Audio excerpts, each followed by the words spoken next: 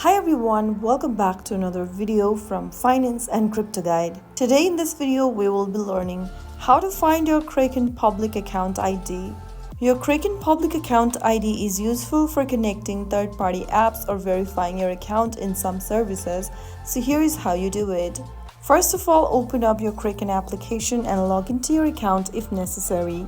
Once logged in, from the home page, tap on your profile icon at the top left corner.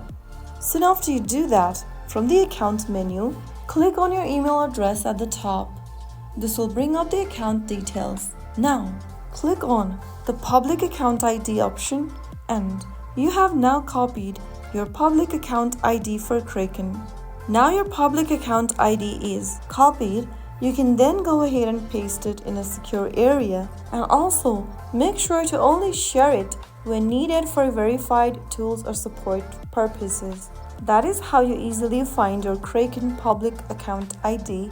If you found the video helpful, don't forget to like, share and subscribe to the channel. I will be back again in the next episode. Thank you for watching.